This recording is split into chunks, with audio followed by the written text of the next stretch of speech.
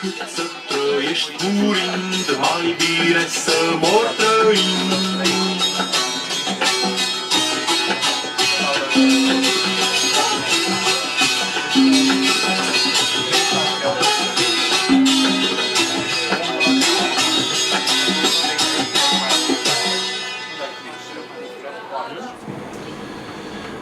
Prezentarea lui din această seară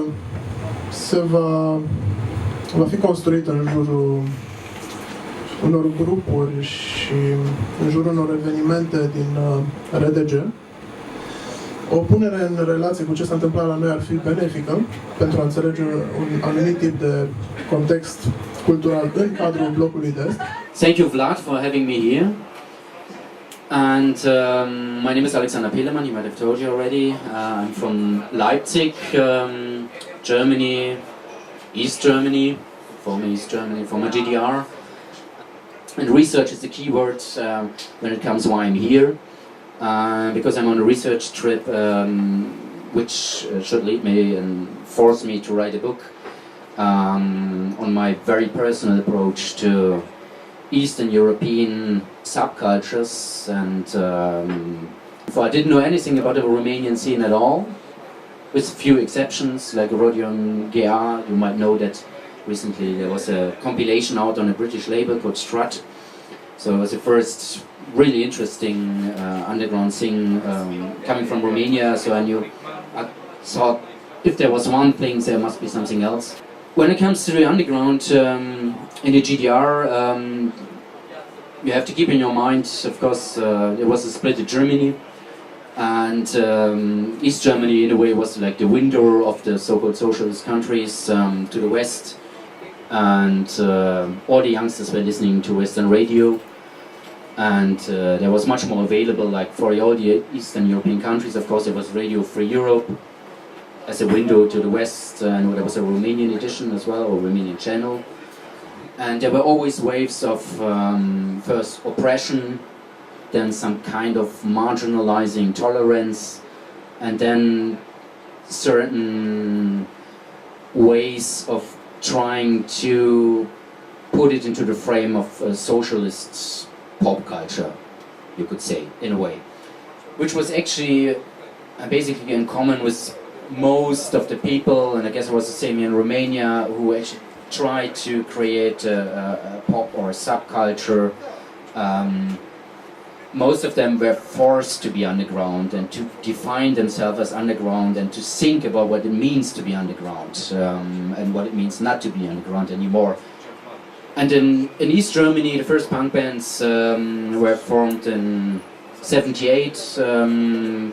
Strangely enough, not in East Berlin. The first ones were in Weimar, but also like in the same time, the first punks in East Berlin appeared, and in a way you can imagine there were like aliens on the streets. I would say artworks, walking artworks.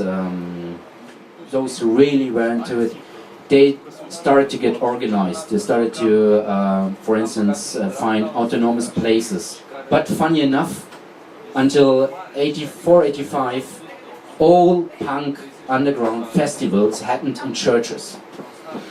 In Karl-Marx-Stadt, in Halle, in Berlin, 3, 4, 5 punk bands performing, and punks gathering from the whole country, of course. And a lot of punks were involved in that and tried to get organized and try even to internationalize these things. For instance, there was a church in East Berlin, Erlöserkirche, where they did international punk festivals in the late 80s with punk bands from Czechoslovakia, Poland, West Berlin, etc. So it was a very, very interesting thing.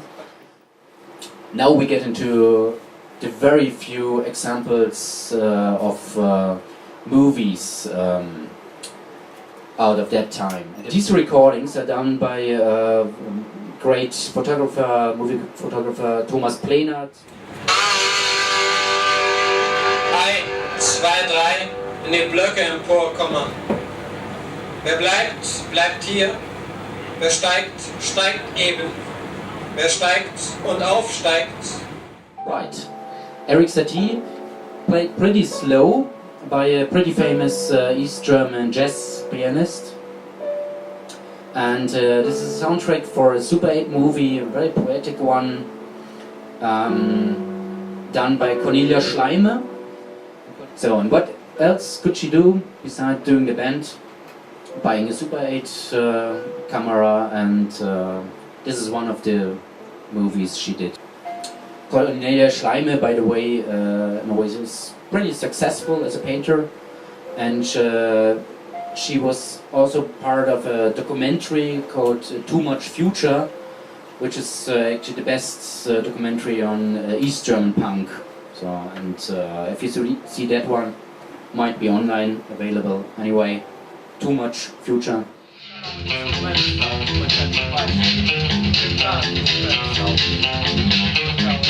Ja.